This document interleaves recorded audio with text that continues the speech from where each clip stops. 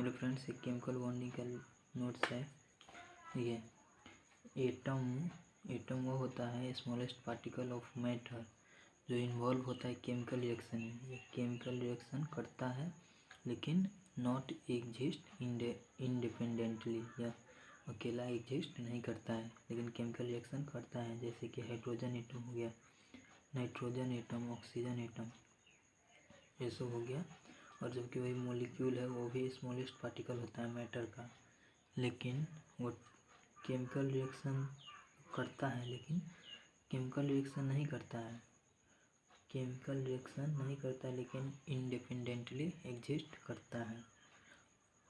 और एटम जो है केमिकल रिएक्शन नहीं करता है और इंडिपेंडेंट केमिकल रिएक्शन करता है एटम और इंडिपेंडेंटली एग्जिस्ट नहीं करता है। और ये मॉलिक्यूल है जो कि केमिकल रिएक्शन नहीं करता है और इंडिपेंडेंटली एग्जिस्ट कर लेता है।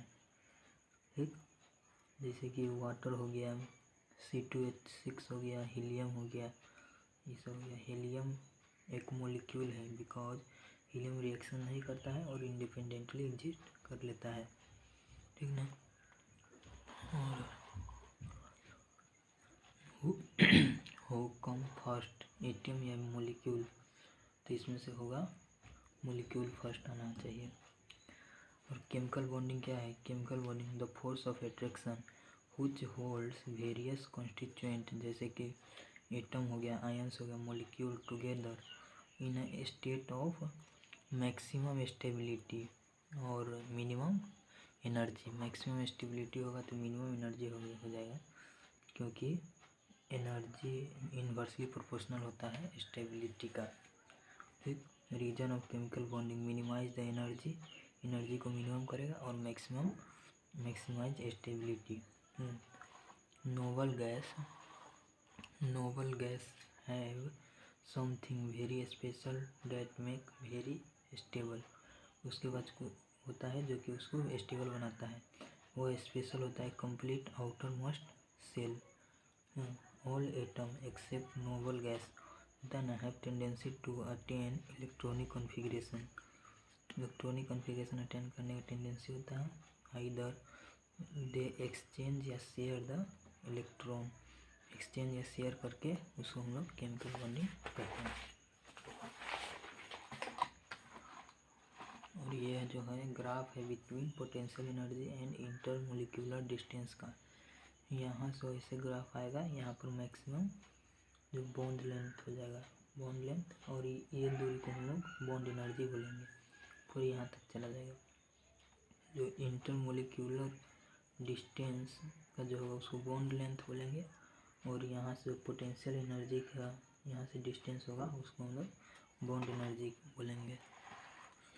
Chemical bonding is compromise between force of attraction and force of repulsion, state of minimum energy and maximum stability. सभी जो है minimum energy and maximum stability attain करना चाहता है। Force of attraction is balance by force of repulsion at intermolecular distance, bond length and potential energy, bond energy हो जाएगा। और दूसरा है ऑक्टेट रूल या Kossel Lewis atom. Atom can combine transfer of valence electron from one atom to another atom, gaining या losing या by sharing of valence electron। To have octet is octet rule इसको कहा जाता है। वह एटम को gain करके या लॉस करके अपना ऑक्टेट अटेन करता है, पूरा करता है, उसको हम ऑक्टेट रूल कहा जाता है। Lewis picture the atom in terms of positive charge. जो एक क्यूब होता है उसके सभी कॉर्नर पर कम से कम एक इलेक्ट्रॉन होना चाहिए, जिसके कारण 8 इलेक्ट्रॉन हो जाता है, उसमें 8 कॉर्नर होता है। केमिकल बॉन्डिंग दो प्रकार के होता है, एक होता है प्राइमरी केमिकल बॉन्डिंग, दूसरा सेकेंडरी बॉन्डिंग। प्राइमरी बॉन्डिंग जो होता है बिटवीन एटम के बीच में होता है, और सेकेंडरी बॉन्डिंग जो होता है बिटवीन मॉलिक्यूल्स के बीच में होता है। प्राइमरी बॉन्डिंग में आ जाता है आयनिक बॉन्डिंग, जो कि मेटल और नॉन मेटल के बीच में होता है। और दूसरा है कोवैलेंट बॉन्डिंग, जो कि मेटल जो कि नॉन मेटल और नॉन मेटल के बीच में होता है, और मेटालिक बॉन्डिंग जो होता है मेटल एंड मेटल के बीच में होता है। और सेकेंडरी बॉन्डिंग में जो मॉलिक्यूल के बीच में होता है उसको हाइड्रोजन बॉन्डिंग बोला जाता है, वैन डर वाल बॉन्ड बोला जाता है।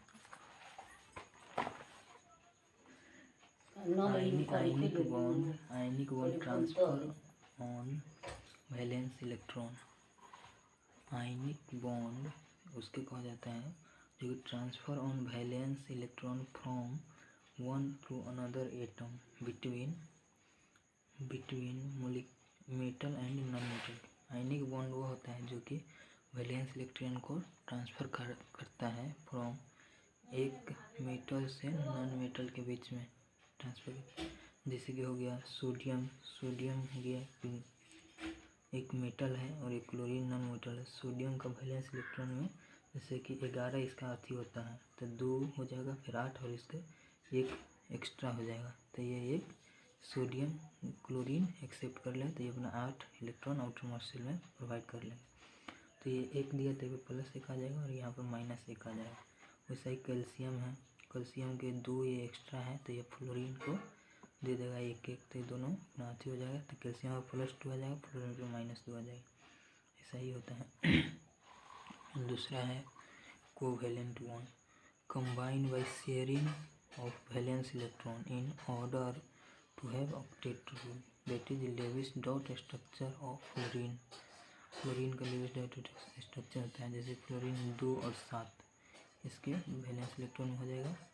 फ्लोरीन सब एक अथी से बॉन्डिंग कर लेगा, तो इसमें भी 8 हो गया, जैसे 1 2 3 4 5 6 6 7 1 2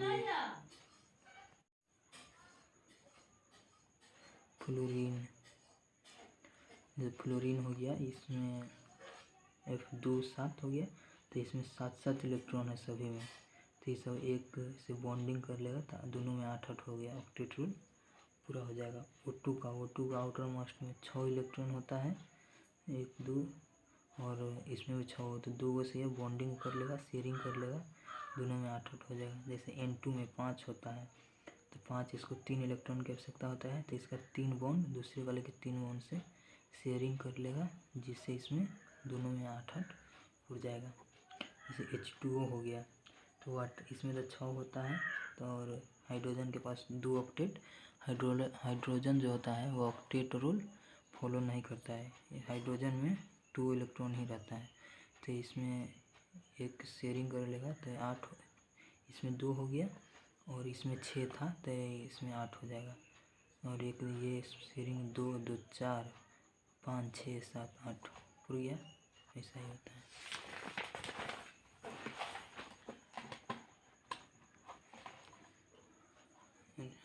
इधर रिवीजन है केमिकल बॉन्डिंग के रीजन वही होता है कि रिवीजन है केमिकल बॉन्डिंग है, chemical bonds reason stability gain करता है या टू ऑब्टेन इलेक्ट्रॉनिक कॉन्फ़िगरेशन, एक नोबेल गैस की तरह वह इलेक्ट्रॉनिक कॉन्फ़िगरेशन ऑब्टेन करना चाहता है। CO2 कार्बन के आउटर मोस्ट शेल में 4 इलेक्ट्रॉन होता है और 2 ही बॉन्डिंग कर लेगा तो 4 इधर 4 इधर 8 फुट जाएगा इसको। वैसा ही CCl4 है, 4 के अथी बॉन्ड करके 8 बना लेगा। C2H6 है, फॉर्मल चार्ज होता है, it is charge if a charge on any atom in a molecule, किसी एक मोलिक्यूल में चार्ज होता है उसको फॉर्मल चार्ज कहते हैं। नेगेटिव चार्ज होता है प्रेजेंट ऑन इलेक्ट्रोनेगेटिव एटम, और पॉजिटिव चार्ज होता है इलेक्ट्रोपॉजिटिव एटम पर प्रेजेंट होता है। Structure with minimum formal charge is most stable, जिसका minimum formal charge most stable होता है। फॉर्मल चार्ज का जो फॉर्मूला है V माइनस S/2।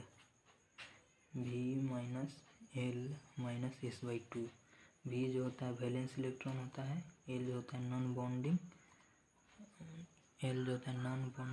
और S जो होता है बॉन्डिंग इलेक्ट्रॉन या शेयर्ड इलेक्ट्रॉन होता है। फॉर्मल चार्ज ऑफ O3 का फॉर्मल चार्ज क्या होता है, ओजोन का जैसे कि ओजोन का हम लोग अथी बना देंगे तो इसमें 6 इलेक्ट्रॉन होता है, तो 2 से बॉन्डिंग कर लेगा तो 8 हो जाएगा, तो इसका तो पूरा ऑक्टेट कंप्लीट है। लेकिन ये ऑक्सीजन को ऑक्टेट कंप्लीट नहीं है, तो 2 इलेक्ट्रॉन इसको दे देगा, तो ये कोऑर्डिनेट बॉन्ड है। तो ये कोऑर्डिनेट बॉन्ड है तो सेकेंड पीरियड का है, इसलिए इस पर एक बॉन्ड आ जाएगा, सिंगल बॉन्ड, तो ये दोनों का चार्ज हो जाएगा। तो देखिए फर्स्ट का अगर फॉर्मल चार्ज निकालना होगा ऑक्सीजन का, तो इसमें जो वैलेंस इलेक्ट्रॉन इसका 6 है और इसका नॉन बॉन्डिंग इलेक्ट्रॉन कितना है, 1 2 3 4, 4 नॉन बॉन्डिंग इलेक्ट्रॉन है और बॉन्डिंग इलेक्ट्रॉन 1 2 3 4, इसमें बॉन्डिंग इलेक्ट्रॉन भी 4 है, तो 4/2, 6 - 4 4/2 2 हो जाएगा, तो 0 इसका हो जाएगा। और दूसरा वाला का जैसे देखिए इसमें जो है वैलेंस इलेक्ट्रॉन ऑक्सीजन का 6 है, माइनस नॉन बॉन्डिंग 1 2 हो गया, और बॉन्डिंग इलेक्ट्रॉन 1 2 3 4 5 6, इसमें 6/2 हो जाएगा, तो +1 इसका आंसर हो जाएगा। जबकि इसका वैलेंस इलेक्ट्रॉन तो 6 हो जाएगा, नॉन बॉन्डिंग वाला 6 है और बॉन्डिंग वाला 2/2, तो -1 इसका आंसर आ जाएगा। ऐसा ही CO का फॉर्मल चार्ज है, वो तो जान गए आप लोग। और limitations of octet rule, octet rule का कुछ लिमिटेशन है, जैसे कि incomplete octet, stability of molecule with less than 8 electron can not explained bye octet rule. Octet rule के द्वारा एक्सप्लेन नहीं किया जाएगा स्टेबिलिटी मोलिक्यूल का, जो 8 इलेक्ट्रॉन से कम होगा वह स्टेबिलिटी उसका एक्सप्लेन नहीं किया जाता है ऑक्टेट रूल के द्वारा। जैसे BeH2 BH3 BF3 इस समय नहीं पूरता है, 4 इलेक्ट्रॉन पूरता है। Expanded octet if can not explain stability of molecule in number of electron in order to must से मोर देन 8 इलेक्ट्रॉन होगा, और 8 इलेक्ट्रॉन से ज़्यादा हो जाएगा तो भी इसका स्टेबिलिटी नहीं गेन किया जा सकता है। जैसे कि PCl5 इसमें 10 इलेक्ट्रॉन हो गया, SF6 इसमें 12 इलेक्ट्रॉन हो गया। और इलेक्ट्रॉन जिसमें होगा उसका भी स्टेबिलिटी इसके द्वारा एक्सप्लेन नहीं किया जाता है। जैसे कि NO, इसमें 2 इलेक्ट्रॉन शेयरिंग कर लिया तो इधर बच गया 3 और इलेक्ट्रॉन है, इसका भी स्टेबिलिटी नहीं किया जा सकता है। और compound of inert gas, inert gas का जो कंपाउंड होता है उसका भी स्टेबिलिटी ऑक्टेट रूल के द्वारा नहीं एक्सप्लेन किया जाता है। शेप ऑफ मोलिक्यूल, मोलिक्यूल का शेप भी ऑक्टेट रूल के द्वारा नहीं एक्सप्लेन किया जाता है, और एनर्जी भी नहीं किया जाता है।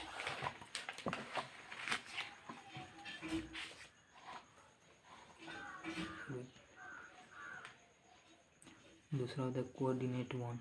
इन coordinate bond one atom donates electron to another atom.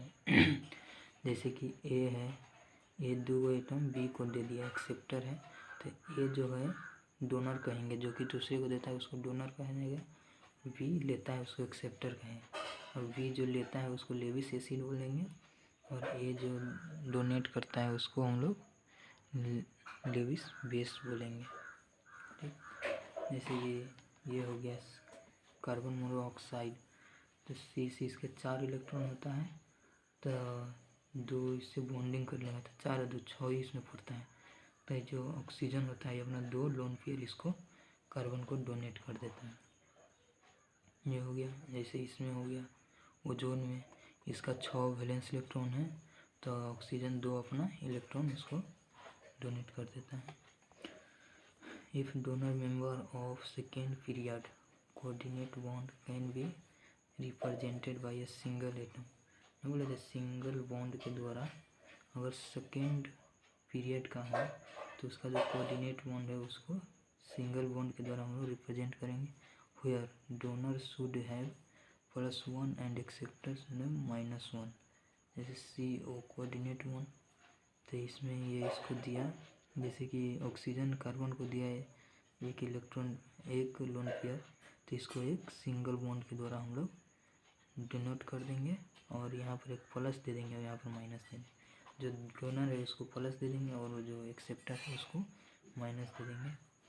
और मोलिक्यूल, इसमें भी वैसा ही होगा। ये इसको दे रहा है तो यहाँ पर एक प्लस आ जाएगा और यहाँ पर एक माइनस आ जाएगा। ठीक, वैसा ही इस समय भी है, तो देख लीजिए NH4 में भी वैसा ही है। और इसमें एक क्वेश्चन है यहाँ पर, नॉट लेविस बेस, इसमें से कौन है जो लेविस बेस नहीं है? लुईस बेस उसको कहा जाता है कि जिसको इलेक्ट्रॉन लोन पेयर डोनेट कर सके, उसको हम लुईस बेस बोलते हैं। जैसे कि NH3 में 3 गो बॉन्ड कर लेगा और इसमें एक लोन पेयर बचा तो ये डोनेट करेगा। जैसे OH में भी लोन पेयर बचता है तो ये डोनेट करेगा। इसमें भी वाटर में भी लोन पेयर, जैसे BH3 है, BH3 में कोई लोन पेयर नहीं बचता, ये तीनों जो है एक दूसरे से बॉन्ड बना लेता है, इसलिए यह लोन डोनर एटम नहीं होगा। और एसिडिक नेचर बोरिक एसिड वैसा ही इसमें भी है। और donor atom, if donor atom is member of third period का मेंबर होगा, coordinate bond is simply represented by double bond. और थर्ड पीरियड का हो जाएगा तो डबल बॉन्ड के द्वारा रिप्रेजेंट किया जाएगा। जैसे कि सल्फ़र हो गया, सल्फ़र में 2 को इससे बॉन्ड बना लिया तो इसका 4 हो गया। और जैसे ऑक्सीजन है, ऑक्सीजन में तो 6 गो ही होता है, इसका कोऑर्डिनेट अपडेट पूरा करने के लिए 2 एटम इधर आ जाएगा, 2 एटम आ जाएगा तो इसमें 8 फुट जाएगा। तो इसको एक कोऑर्डिनेट बॉन्ड है, इसको डबल बॉन्ड से रिप्रेजेंट कर देंगे क्योंकि थर्ड पीरियड का है। वैसा ही SO3 में भी करेंगे, H2SO3 में भी करेंगे, H2SO4 में भी वैसा ही करेंगे, सब थर्ड पीरियड का एटम है। चलिए तो आज यहाँ तक है, अगला दिन इससे आगे हम बताएंगे। ठीक, थैंक यू, सब्सक्राइब माई